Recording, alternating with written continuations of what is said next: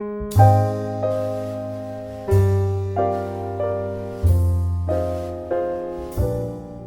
June 6, 1944, was when the major powers of the United States, Great Britain, and France, led by General Dwight D. Eisenhower, soon-to-be president, attacked the shores of Norway. As you may already know, the whole point of D-Day was to set up a Western Front or a safe zone in Europe. When World War II first began, most of Europe was a battlefield, so the Allies decided to station in Britain.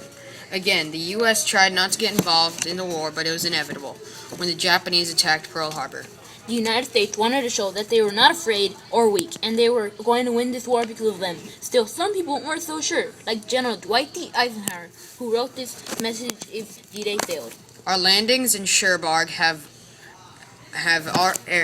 failed to gain a satisfactory foothold, and I have withdrawn the troops. My decision to attack at this time and place was based upon the best information available. The troops, the air, and navy did all the bravery and devotion to duty could do. If any blame or fault attaches to the attempt, it is mine alone. It's believed he accidentally dated the letter July 5th. It should have been June 5th. We're sure he had a lot on his mind. General Eisenhower never gave this message to public. For you to fully understand D-Day, you must know the whole story from beginning to end. When World War II began, in September 1939, there were many tensions that if the Allied forces were going to succeed or lose. So the Allies, or the U.S., Great Britain, and France had to figure out a way to not lose, so they made up D-Day. On May 1st, 1940, Germany invades France, Belgium, Poland, Norway, and Denmark. All of these countries were easily defeated. On August 10th, 1940, fear strikes when the Blitz began. The Blitz was when Germany bombed Britain's cities. Germany would have attacked by sea, but it would have been foolish of their part because Great Britain's navy was believed to be the best in the world at the time. Like the old saying said, the sun never sets on the English Empire. On September 19th, 1940, Germany fails to dominate Britain's Royal Air Force, but this defeat makes Germans stronger eventually.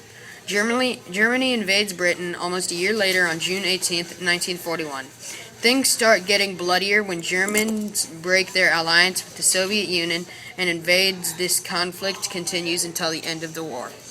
Like we all know, Germany wasn't alone during World War II. Its allies were Italy and Japan. December 7th, 1941, is when the Japan attacked the United States at Pearl Harbor. The actions taken by the Japanese were meant to force the United States to join the war, and not only did their actions succeed, they made a big difference. Some may say that without the United States' help, the Allies wouldn't have won. Operation Bolero takes place on April 15, 1942, when the United States stations at Britain to start their plans. Not will the headquarters be in Britain, but it will also be a storage for weapons and armor. August 15th, 1942, before D-Day could begin, the Allied troops had to raid the French town of Dieppe.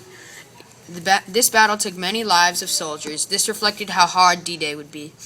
During this time, there were many little battles, like when November 8th, 1942, United States and Britain invaded Northern Africa.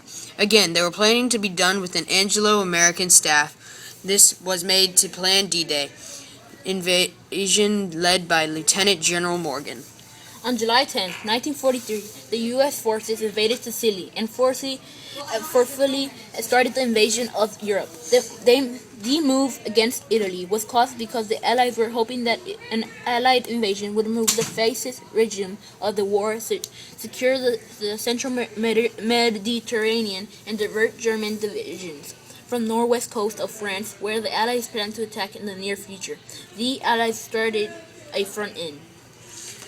On October 8, 1943, the Turhan Conference started between the British leader Winston Churchill, the Russian leader Joseph Stalin, and the U.S. President Franklin Delano Roosevelt started.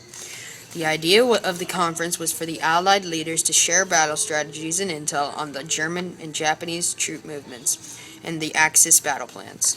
On June 5, 1944, General Dwight D. Eisenhower gave a speech to the 101 1st Airborne on the day before they invaded Normandy to start the D-Day invasion. June 6, 1944, almost 160,000 Allied troops landed on the 50-mile stretch of French coastline to fight Nazi Germany on the beaches of Normandy.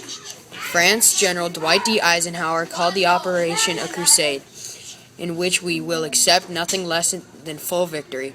About 5,000 ships and 13,000 planes supported the D-Day invasion, and by day's end on June 6, the Allies gained a foothold in Normandy.